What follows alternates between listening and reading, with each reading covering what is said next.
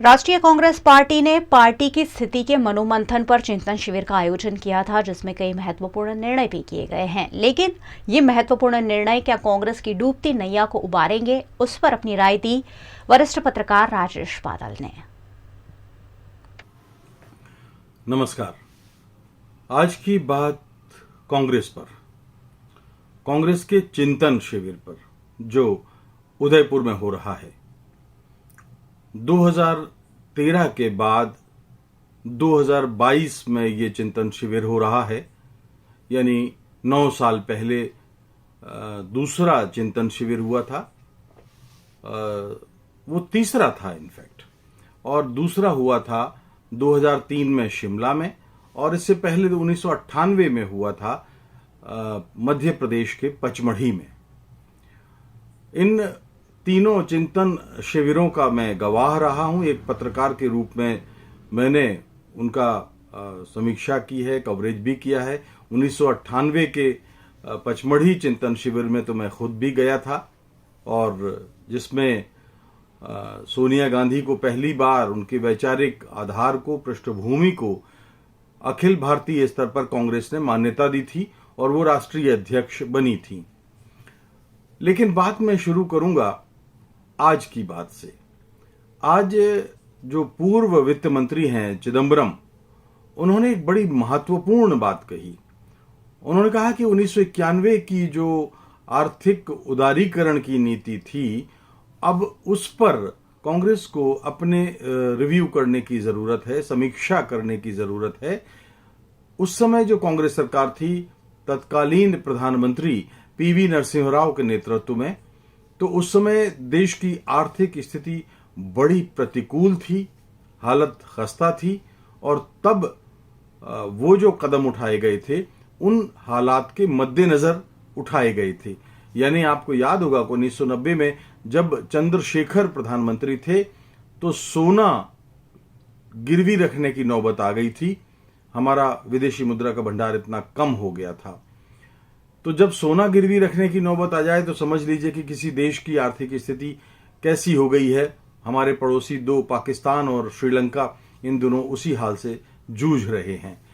तो जब उस समय ऐसा हुआ और नरसिंह राव सरकार ने उस आर्थिक संकट से निपटा, तो वो दौर देश में पूंजी निवेश का, यानी बाहर से पैसा लगाने वाली कंपनियों को आमंत्रित करने का समय था, और उसका सकारात्मक परिणाम निकला। देश की अर्थव्यवस्था सुधरी। लेकिन उसके बाद जो देश की असल मूल प्राथमिकताएं थीं, उनकी तरफ से ध्यान बाद के सत्तानशीन, सत्ता पर जो बैठे लोग थे, उनका धीरे धीरे हट गया।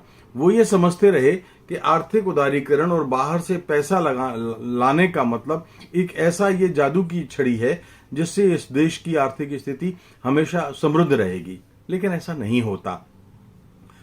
अटल बिहारी, कुछ वर्षों तक राजनीतिक अस्थिरता रही, 2 मध्यावधि चुनाव हुए, और उसके बाद जब अटल बिहारी वाजपेयी की सरकार बनी तो उन्होंने भी नरसिंह राव की काफी कुछ नीतियों को जारी रखा।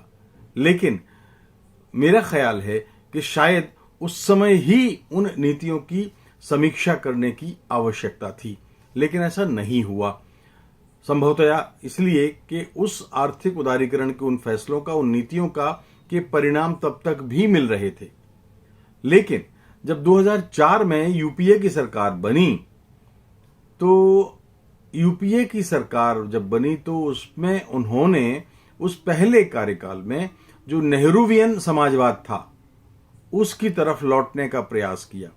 जो 2003 का शिमला चिंतन शिविर था, उसमें कांग्रेस ने बहुत महत्वपूर्ण मुद्दों पर विचार किया था।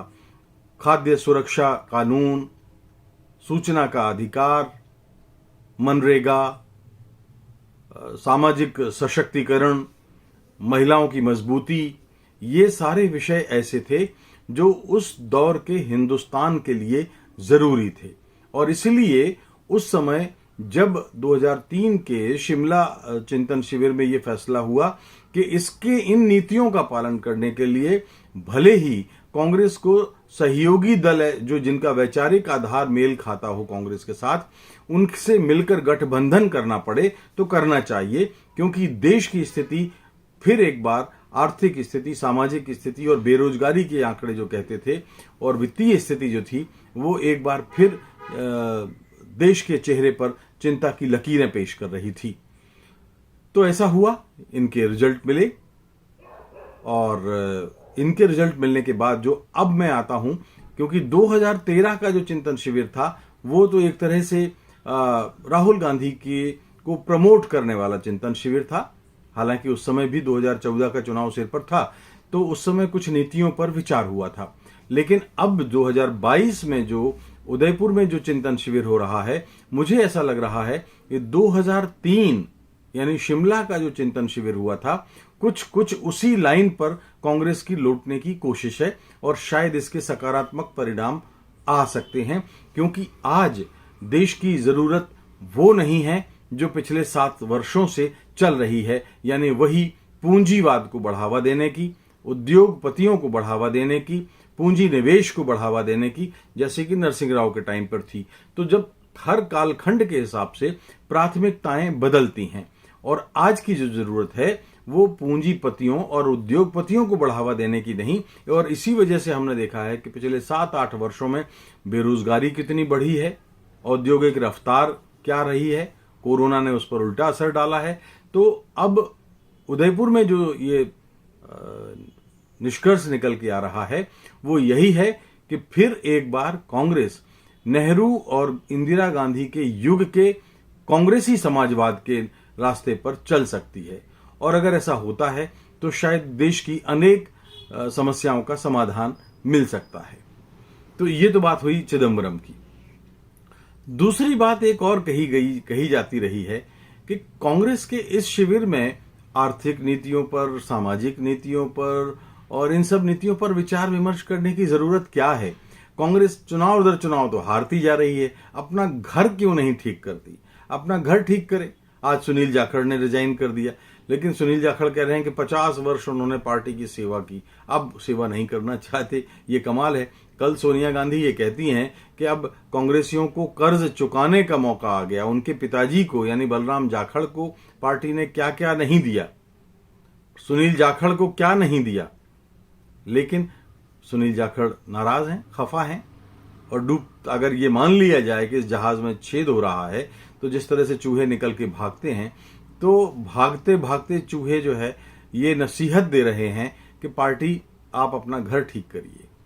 बहरहाल घर ठीक करने का कारण उचित है, वाजिब है। हम जानते हैं कि कांग्रेस की जो दुर्गति हाल के वर्षों में हुई है वो इसी वजह से हुई है कि कांग्रेस ने शायद अपने घर को ठीक करने में उतना ध्यान नहीं दिया जितना देना चाहिए था। कुछ गलतियां भी उनसे हुई हैं, पंजाब में हुई हैं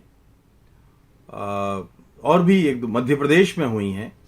कुछ वरिष्ठ नेताओं को ऐसे नेताओं को महत्वपूर्ण जिम्मेदारियां दी गईं जो अपनी पार्टी की जगह भारतीय जनता पार्टी की सहायता कर रहे थे। कुछ राज्यों में सरकारें बनती बनती कांग्रेस की बिखर गईं। तो ऐसे नेताओं को अगर चिंतन शिविर में अलग थलग नहीं किया गया तो थोड़ा सा ये बात गड़बड़ है, क्योंकि अब कांग्रेस को जनता से एक बार फिर जुड़ने की जरूरत है, जनता के साथ रिश्ता बनाने की जरूरत है, संवाद की जरूरत है। और जो प्रथम श्रेणी के कांग्रेस के नेता हैं, माफ कीजिए, इसमें वो कमजोर साबित हो रहे हैं, वो जनाधार वाले नेता नहीं हैं।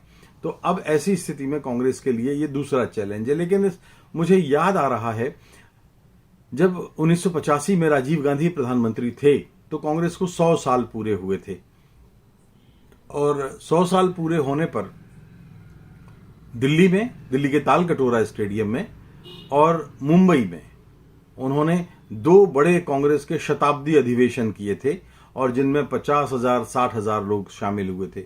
और एक अधिवेशन में तो, एक चिंतन शिविर में तो 100 साल वाले जो शताब्दी शिविर जो हुआ था या अधिवेशन जो हुआ था, उसमें पाकिस्तान से सीमांत गांधी यानी खान अब्दुल गफ्फार खान साहब आए थे।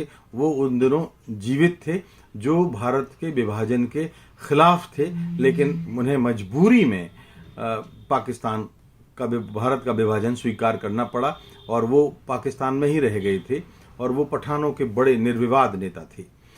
तो उस अधिवेशन में राजीव गांधी ने जवाहरलाल नेहरू के 1936 में 1936 जी, यानी करीब करीब 86 साल पहले के, आज से 86 साल पहले के लखनऊ में दिए गए उस भाषण का उल्लेख किया था और याद किया था कि कांग्रेस आज जनता से कटती जा रही है, कांग्रेस सिकुड़ती जा रही है, कांग्रेस लोगों से अलग दूर होती जा रही है और कांग्रेस को चाहिए कि अब इस फासले को पाटें, अन्यथा आने वाले दिनों में आजादी के आंदोलन को मजबूत करने के लिए कांग्रेस के लिए मुश्किल हो जाएगी।